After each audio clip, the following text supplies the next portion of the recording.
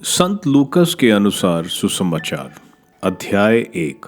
ग्रंथ का समर्पण। जो प्रारंभ से प्रत्यक्षदर्शी और सुसमाचार के सेवक थे, उनमें से हमें जो परंपरा मिली उसके आधार पर बहुत ने हमारे बीच हुई घटनाओं का वर्णन करने का प्रयास किया है। मैंने भी प्रारंभ से सब बातों का सावधानी से अनुसंधान किया है।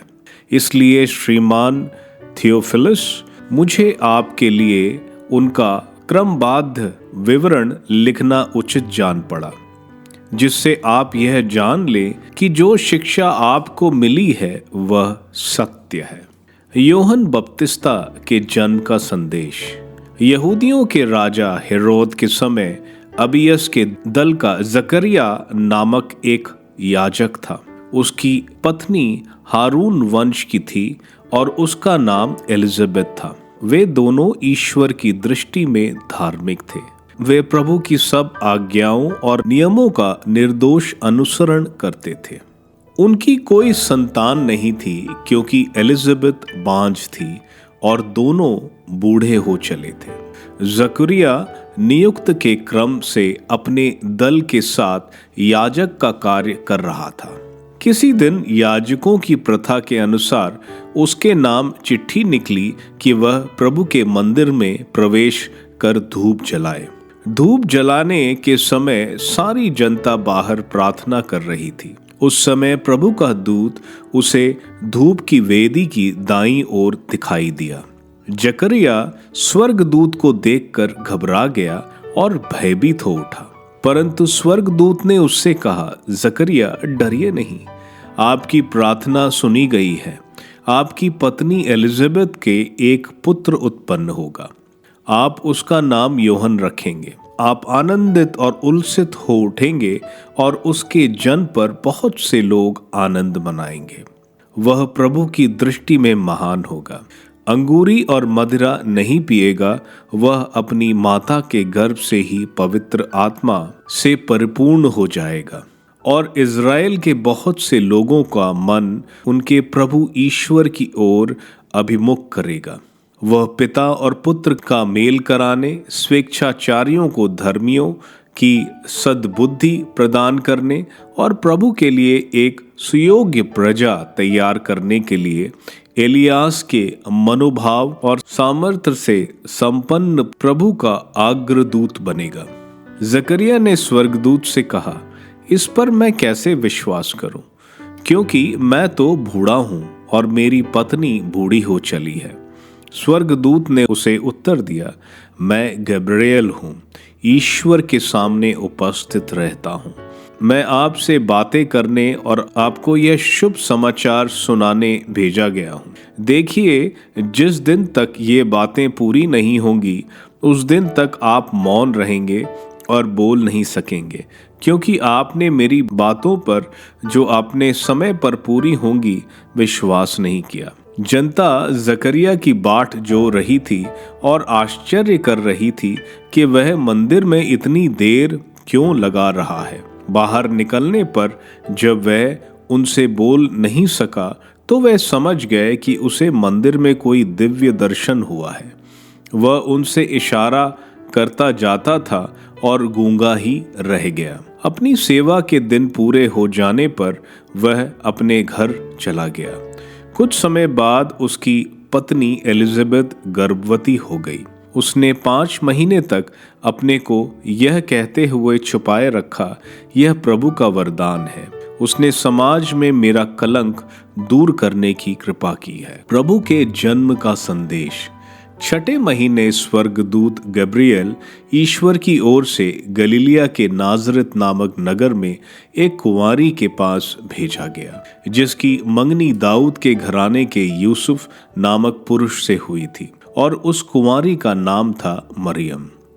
स्वर्गदूत ने उसके यहाँ अंदर आकर उससे कहा, प्रणाम प्रभु की कृपा पात्री, प्रभु आपके साथ हैं। वह इन शब्दों से घबरा गई और मन में सोचती रही कि ये इस प्रणाम का अभिप्राय क्या है। तब स्वर्गदूत ने उससे कहा, मरियम, डरिए नहीं, आपको ईश्वर की कृपा पात्र है। देखिए, आप गर्भवती होंगी, प्रभु प्रसव करेंगी और उनका नाम ईसा रखेंगे। वे महान होंगे और सर्वोच्च प्रभु के पुत्र कहलाएंगे। प्रभु ईश्वर उन्हें उनके पिता दाऊद का सिंहासन प्रदान करेंगे। वे याकूब के घराने पर सदा सर्वदा राज्य करेंगे और उनके राज्य का अंत नहीं होगा। पर मरियम ने स्वर्गदूत से कहा, यह कैसे हो सकता है? मेरा तो पुरुष से संसर्ग नहीं है। स्वर्गदूत ने उत्तर दिया, पवित्र आत्मा आप पर उतरेगा और सर्वोच्च प्रभु की शक्ति की छाया आप पर पड़ेगी। इसलिए जो आपसे उत्पन्न होंगे वह पवित्र होंगे और ईश्वर के पुत्र कहलाएंगे। देखिए, बुढ़ापे में आपकी कुटुंबनी एलिजाबेथ के भी पुत्र होने वाला है। अब उसका जो बांझ कहलाती थी 6वां महीना हो रहा है, क्योंकि ईश्वर के लिए कुछ भी असंभव नहीं है। मरियम ने कहा, देखिए, मैं प्रभु की दासी हूँ, आपका कथन मुझ में पूरा हो। और स्वर्गदूत उसके पास से चला गया। मरियम एलिजाबेथ का मिलन। उन दिनों मरियम पहाड़ी प्रदेश में यूदा के एक नगर के पास शीघ्रता से चल पड़ी। उसने जकरिया के घर में प्रवेश कर एलिजाबेथ का अभिवादन किया। ज्यों ही एलिजाबेथ ने मरियम का अभिवादन सुना, बच्चा उसके गर्भ में उछल पड़ा और एलिजाबेथ पवित्र आत्मा से परिपूर्ण हो गई। वह ऊंचे स्वर से बोल उठी, आप नारियों में धन्य है और धन्य है आपके गर्भ का फल। मुझे यह सौभाग्य कैसे प्राप्त हुआ कि मेरे प्रभु की माता मेरे पास आई? क्योंकि देखिए, जो ही आपका प्रणाम मेरे कानों में पड़ा, बच्चा मेरी गर्भ में आनंद के मारे उछल पड़ा।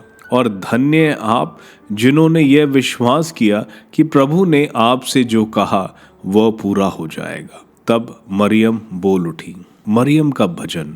मेरी आत्मा प्रभु का गुणगान करती है, मेरा मन अपने मुक्तिदाता ईश्वर में आनंद मनाता है, क्योंकि उसने अपनी दीन दासी पर कृपा दृष्टि की है। अब से सब पीढ़ियां मुझे धन्य कहेंगी, क्योंकि सर्वशक्तिमान ने मेरे लिए महान कार्य किए हैं। पवित्र है उसका नाम, उसकी कृपा उसके श्रद्धालु भक्तों पर पीढ़ी दर पीढ़ी बनी रहती है। उसने अपने बाहुबल प्रदर्शित किया है, उसने घमंडियों को तितर बितर कर दिया है, उसने शक्तिशालियों को उनके आसनों से गिरा दिया है और दीनों को महान बना दिया है। उसने दरिद्रों को संपन्न किया और धनियों को खाली हाथ लौटा दिया है। इब्राहिम और उनके वंश के प्रति अपनी चिरस्थायी दया को स्मरण कर उसने हमारे पूर्वजों के प्रति अपनी प्रतिज्ञा के अनुसार अपने दास इज़राइल की सुध ली है। योहन बपतिस्ता का जन्म। लगभग 3 महीने एलिजाबेथ के साथ रहकर मरियम अपने घर लौट गई। एलिजाबेथ के प्रसव का समय पूरा हो गया और उसने एक पुत्र को जन्म दिया।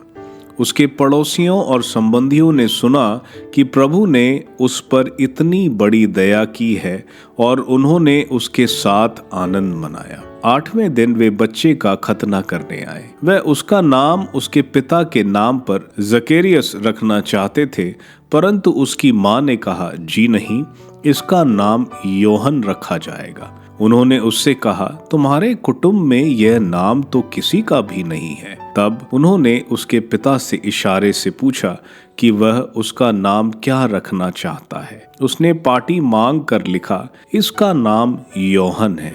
सब अचंभे में पड़ गए। उसी क्षण जकरियस के मुख और जीभ के बंधन खुल गए और वह ईश्वर की स्तुति करते हुए बोलने लगा। सभी पड़ोसी विस्मित हो गए और यहूदिया के पहाड़ी प्रदेश में यह सब बातें चारों ओर फैल गईं। सभी सुनने वालों ने उन पर मन ही मन विचार कर कहा, पता नहीं यह बालक क्या होगा। वास्तव में बालक पर प्रभु का अनुग्रह बना रहा। उसका पिता पवित्र आत्मा से परिपूर्ण हो गया और उसने यह कहते हुए भविष्यवाणी की। जकरियस का भजन। धन्य है प्रभु इज़राइल का ईश्वर, उसने अपनी प्रजा की सुध ली है, उसने उसका उद्धार किया है। उसने अपने दास दाऊद के वंश में हमारे लिए एक शक्तिशाली मुक्तिदाता उत्पन्न किया है। वह अपने पवित्र नबियों के मुख से प्राचीन काल से यह कहता आया है कि वह शत्रुओं और सब बैरियों के हाथ से हमें छुड़ाएगा